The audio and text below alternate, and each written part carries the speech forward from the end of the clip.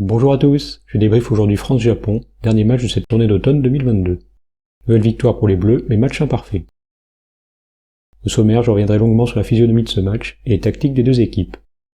Puis, je ferai un focus sur la zone du 10 français, sur la défense parfois fragile des Bleus, et sur quelques beaux mouvements japonais. Un abonnement, un clic sur la cloche, un pouce bleu et un commentaire, n'hésitez pas, ça aide beaucoup la chaîne, que vous pouvez aussi soutenir sur Utip et Tipeee. Les liens sont dans la description de cette vidéo.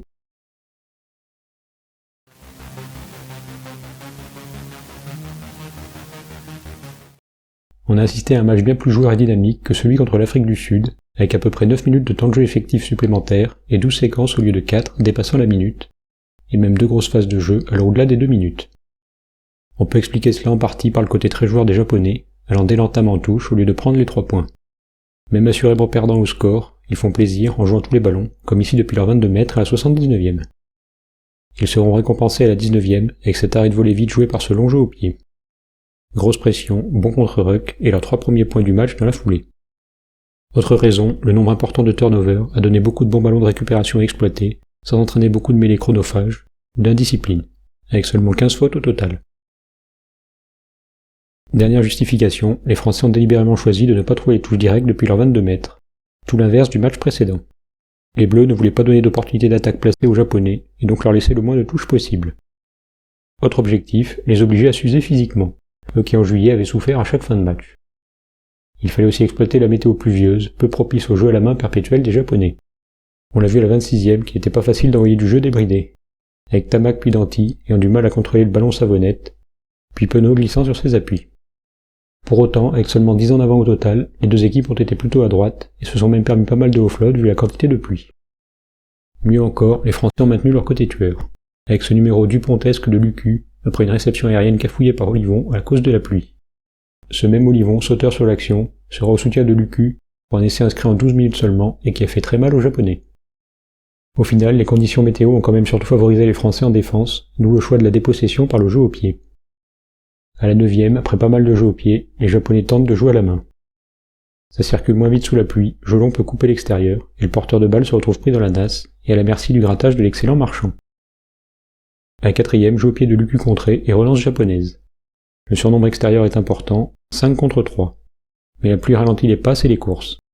Ficou peut monter empêcher le ballon d'aller sur l'extérieur. Dans ce contexte, le jeu au pied était la solution de sécurité. Pourtant, les deux équipes ont utilisé de manière raisonnable et assez équivalente. Ce jeu au pied a globalement tourné à l'avantage des Français, comme ici à la 25e, avec 60 mètres gagnés par les tricolores. À la 52e, après une énième touche directe volontairement pas cherchée par Tamac, les Japonais trouvent la touche au pied, mais perdent 10 mètres sur l'action. Cette supériorité française au pied explique en partie une occupation légèrement favorable aux Bleus. Elle s'illustre aussi et surtout par le manque de pression des Japonais sur les jeux au pied. Aucun des 8 renvois nippons du match n'a suscité un pressing japonais à la réception, car trop long. Et le puissant Aldrit s'est régalé pour relancer et gagner du terrain. Même les renvois d'en but étaient mal dosés. Olivon se saisit du ballon sans difficulté à la fin de la première mi-temps, ouvreur japonais lui offrant presque cette dernière bonne munition avant la pause. À l'opposé de cela, les Bleus ont su harceler les Japonais sur quelques jeux au pied. Celui de Tamac à la 49e est bien dévié dans les airs par Penaud pour une récupération de Marchand. Surtout, c'est sur 2 jeux au pied que les Français scoreront leurs 2 uniques essais de la seconde période. À la 59e, tout part d'une belle chandelle de Jalibert, auteur d'une excellente rentrée. Sous pression et avec des conditions météo délicates, le Japonais se troue et Jalibert en profite pour traverser le terrain. Penaud sera à la conclusion quelques secondes plus tard. Petite variante à la 72e, ce même Jalibert tape cette fois-ci par-dessus la ligne défensive, aspiré par Aldrit, et récupère son jeu au pied. Le déséquilibre est créé, en 2 passes et un bon retour intérieur de Danty pour Jolon, la faille est trouvée. Enfin, à la 6e, après le travail de sable des avants, Tamac propose un raz de terre bien vu. Cafouillé par le défenseur japonais, le ballon est finalement aplati par l'opportuniste Penaud pour le 3e essai sur 4, survenant après du pied. Autre atout français par rapport au pied, les réceptions aériennes. Ramos, malgré la pluie, a fait une moisson dans les airs et offert de solides garanties dans ce registre. Les Japonais n'ont pas réussi à tromper sa vigilance, et Ramos a souvent pu faire fructifier ses ballons de récupération dans les airs. À la 5e, Ramos parvient à donner sans pression à Tamac. En 2 passes pour Ficou et Moefana, les Bleus trouvent l'espace et gagnent 40 mètres. À la 68e, c'est en compagnie de Penaud que Ramos proposera une belle relance. Ce même Penaud sera aussi l'auteur d'une relance et d'une fixation parfaite pour Olivon à la 13e. Ces actions sont néanmoins un leurre, car ce sont les Japonais qui ont le plus relancé dans cette partie, expliquant leur grand nombre de mètres parcourus par course. A l'inverse, les bleus font moins fort dans ce registre car ils ont privilégié les charges pour user l'adversaire. Comme ici la classique charge d'Antonio sur le premier lancement de jeu français du match. L'opposition de style entre les deux équipes est bien visible sur les stats. On a vu précédemment l'utilisation quasi équivalente du pied des deux côtés. Il en est tout autre pour les passes et les charges. Il y a eu plus de pourcentage de courses chez les Français, alors qu'il y avait plus de passes pour des Japonais très joueurs, faisant vivre sans cesse le ballon. À ce petit jeu, les bleus ont pris le dessus. À la 10e, on a une succession bien rodée de charges des avants. Avec très peu de relais de Lucu, ceci pour mettre beaucoup de rythme. Danti, Olivon, Marchand, Woki, Wardy, Taofifenua et encore l'omniprésent Marchand font très mal à la défense japonaise et obtiennent 3 points. Plus fort dans les collisions, les bleus ont battu beaucoup de défenseurs, comme le confirment les stats. Les japonais ont eu plus de mal dans ce secteur. À la 28e, ça recommence. Nouvelle charge multiple des avants bleus. Marchand et Aldrid par 2 fois, plus Antonio, trouvent de l'avancée et glanent encore 3 points. Ce genre de séquence éreintante pour l'adversaire, car très longue et physique, illustre la large domination française au niveau de la possession. Surtout en première période, lorsque les bleus étaient plus précis. Le surplus de puissance tricolore s'est aussi vu à travers la mêlée, imbattable et souvent dans l'avancée, et sur les nombreux ballons portés français, dont plusieurs ont bien progressé et concentré la défense adverse.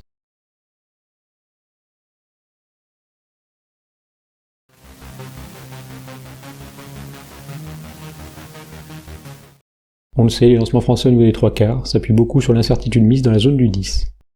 À la 5e, le leurre extérieur d'Olivon est stérile, et Tamac se retrouve alors sans solution, ce qui est très rare. Les bleus, adeptes des charges qui fourballent, on l'a vu dans le chapitre précédent, savent en profiter aussi pour leurrer leurs adversaires.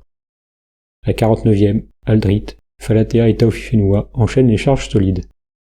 Les Japonais ont donc tendance à s'attendre à de nouvelles charges. C'est là que les Français mettent en avant en pivot, ici Olivon, avec un leurre extérieur de Marchand. Ça concentre autant la défense que ça permet de casser la montée japonaise et aller chercher les espaces sur l'extérieur.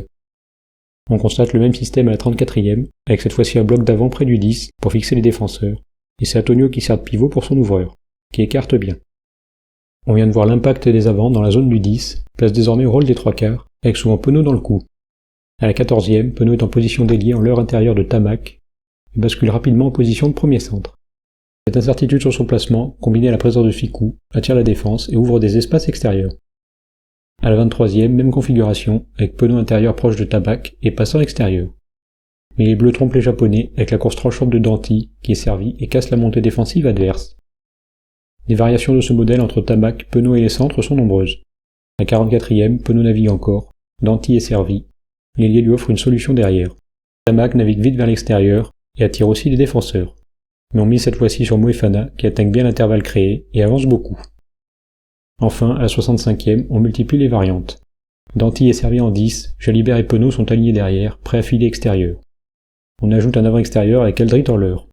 Ce bloc de 4 attire la défense, et un espace se crée logiquement entre le 10 fixé et l'avant qui se replace en catastrophe suite au porté précédent. Comme souvent en attaque chez les 3 quarts, on joue l'espace, et c'est Danti qui progresse.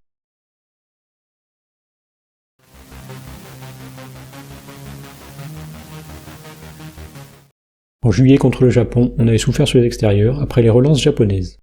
J'ai évoqué cela dans mes 2 débriefs de ces matchs. Les bleus ont retenu la leçon. Après ce jeu au pied de Lucu à la 53e, les 3 quarts montent vite et glissent bien extérieur pour compenser le surnombre. Même si les 3 quarts japonais fixent pas assez l'adversaire en passant trop tôt le ballon, Makalu et Moefana sont très réactifs et limitent la perte de terrain sur cette action.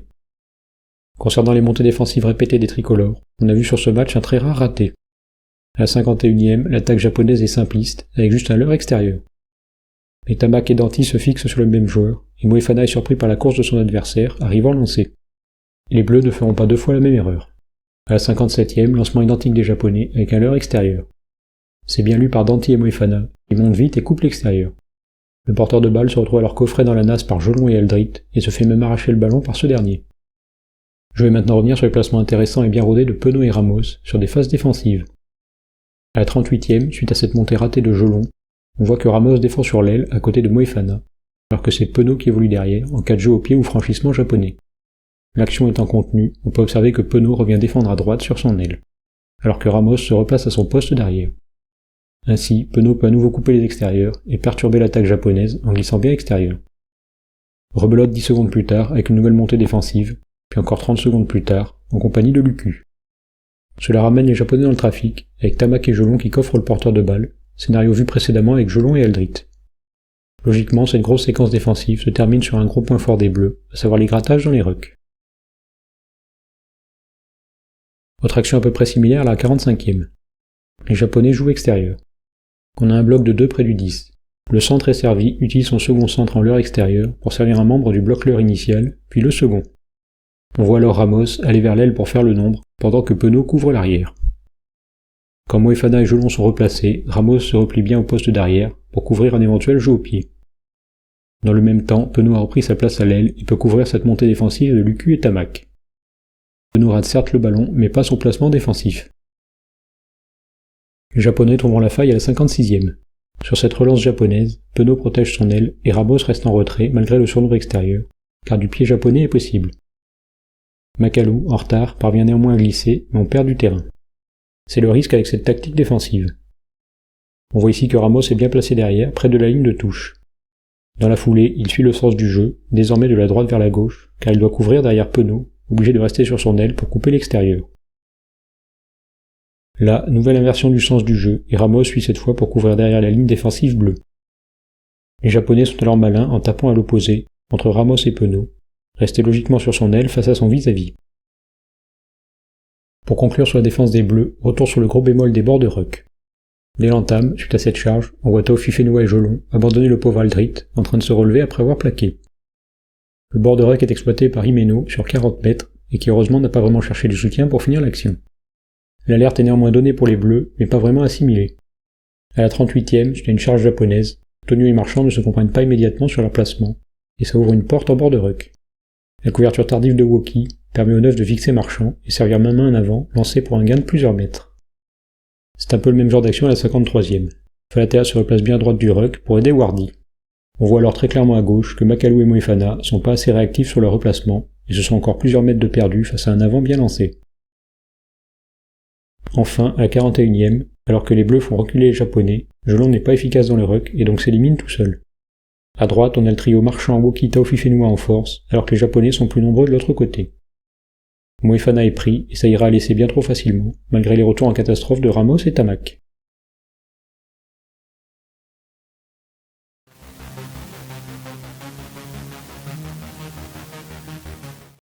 Les Japonais ont alterné leur jeu pour trouver des solutions. À la 37e, après une touche et une feinte de portée, ils attaquent rapidement le milieu de terrain. Si cette stratégie vous dit quelque chose, c'est normal. Je l'ai évoqué dans mon débrief du récent France-Australie. Vous pouvez le voir ou le revoir sur la chaîne. Les Nippons ont aussi tenté des lancements d'envergure. À la 33e, l'ouvreur est servi avec 2 solutions extérieures. Le centre est servi, l'autre joueur glisse extérieur. On a une super inversion redoublée entre le 10 et le 12, avec un leurre extérieur en course rentrante pour bloquer la défense. Bémol de cette action, on attaque trop loin de la ligne et on fixe pas assez. Aussi, avec des leurres à la fois intérieur et extérieur, difficile de tromper l'adversaire. Petit retour en arrière au chapitre précédent, on voit aussi sur ce mouvement Ramos se positionner à l'aile pour l'équilibre numérique. On observe encore Penaud venir à toute vitesse couvrir le second rideau. C'est bien rodé. La défense française a été en revanche moins inspirée à la 62e. Sur cette touche, feinte de portée, relais pour le talonneur, un leurre extérieur pour fixer et la remise intérieure est gagnante. Au ralenti, on voit qu'on a Lucu et Aldrit qui couvrent en bord de touche pour pallier une éventuelle combinaison petit côté, entrevue grâce à ce bon leurre à gauche. Le premier problème sur cette action est que Priso se laisse aussi fixer du regard petit côté, alors que Aldrit et Lucu couvrent, comme c'était prévu initialement. La suite, c'est l'exploitation de la règle des 10 mètres, la distance entre la touche et la ligne défensive. Ici c'est 5 mètres car on est proche de l'embut, mais ça ouvre quand même de l'espace. Cet intervalle est en plus agrandi intelligemment par les Japonais, qui tournent légèrement le porté. La seconde faute française sur ce lancement est la non-anticipation de Jelon, qui aurait dû combler rapidement cet espace, au lieu de défendre sur le même joueur que Penaud. Au passage, on note aussi le retard du repli de Priso, dû à l'erreur initiale que j'évoquais il y a quelques secondes. Bel essai malin des Japonais, mais de l'attentisme côté français. Merci à tous d'avoir regardé cette vidéo, j'espère qu'elle vous a plu. Donnez-moi votre avis sur ce match dans les commentaires. Un petit pouce bleu et un abonnement, ce serait génial pour la chaîne. Merci à tous de votre fidélité pendant cette tournée de novembre, et à bientôt sur la chaîne pour de prochaines vidéos autour du 15 de France et du rugby en général.